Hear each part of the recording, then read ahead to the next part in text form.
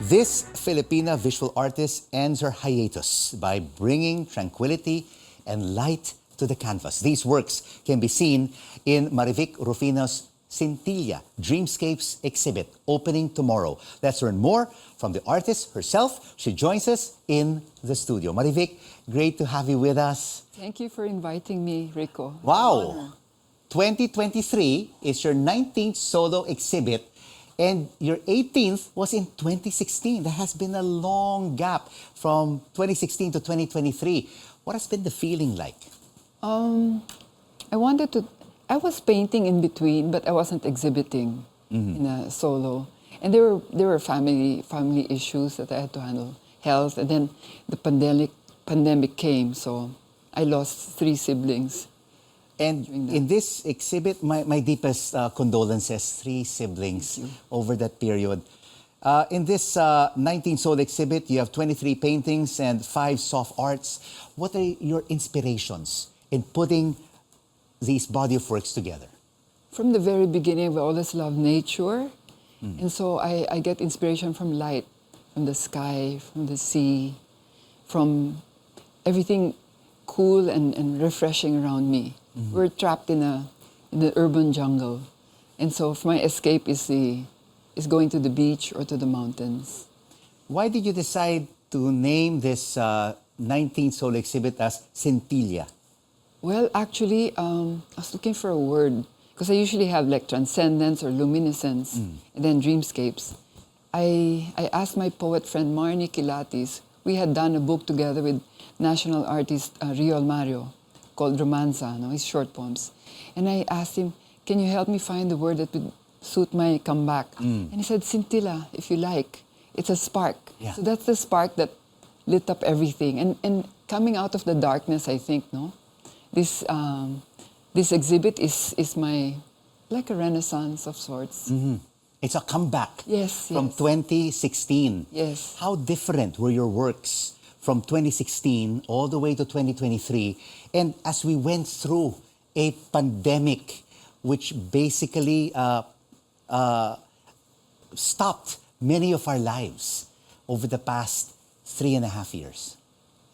It was difficult to paint, but painting is my form of meditation and prayer. And so when that happens, I'm guided by the divine artist. I'm just an instrument. And so when it comes, sometimes I'm surprised at what I paint. When I look at it the next morning and said, I did that, it's like I must have been in a trance. Yeah. Because I can't take credit for all of it. But there's that divine inspiration that comes through. And these 28 new works were painted, were created over how many years? Okay. Good question. I have some works here that had started in the 90s. And then I completed them during this period. And so I started them but left them. Right. You set them aside. Yes. And you created other works. New works, yeah. And then I'd go back and forth. And so this would show a range of my style, From the late 80s, I think, early 90s, all the way to now.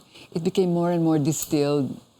They're like visual poems. They're short, they're small, you read into them. So there's that sense of spirituality.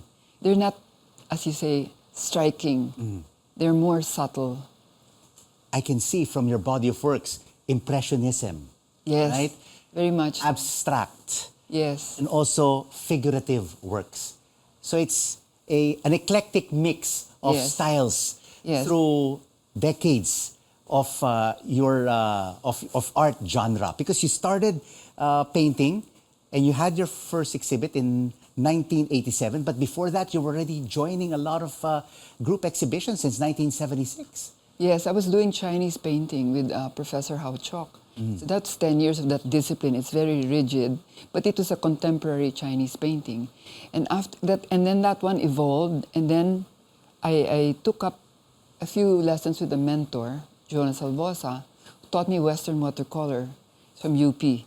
And he just showed me how to transition. And later on, I blended now the 2 styles, the East and the West. And here we are. So I keep experimenting slowly. And you see yourself still continuing to grow, experimenting and growing in the visual arts. It never ends. No, I think it's a lifelong journey, this artistic journey of mine.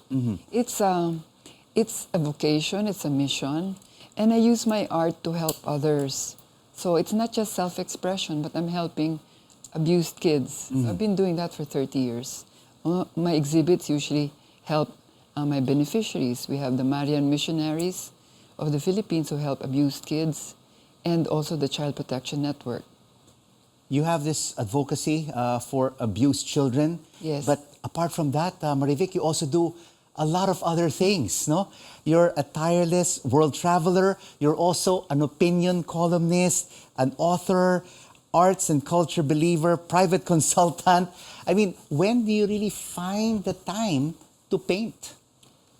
I try to paint late at night, usually late at night, sometimes early in the morning. But then I burn out also when I overdo it. No, I do volunteer work for Red Cross. That's the main thing now.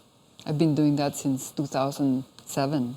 So you really need a lot of time management with all of your responsibilities. So that's why there are times that I'll set things aside. So I have to compartmentalize what I'm doing, even myself. Yes, time for yourself as well. Yes. It's not all about traveling, writing, but you also need Quiet time for yourself, right? And sometimes the quiet time comes before I paint or when I'm painting. I can't be disturbed and just absolutely quiet. But you use a very sensitive medium, which is watercolor. What do you love about watercolor? It's the most difficult medium. Yeah, I know. I tried oil when I was a kid. I had lessons, but I'm allergic to turpentine and all. And so I stopped. And my parents were discouraging me from painting and be a starving artist. I said, I know. So that's why I'm a part-time artist. I can't say I'm full-time. What can you tell our viewers, especially art collectors, that, watercolor artworks is good? I mean, everyone always thinks that it should be acrylic. It should always be oil. But you really need that skill to paint with watercolor. It's very difficult. And you have to be like almost perfect. Because if it's not good enough, I just throw it away. And that's why I need the inspiration to paint.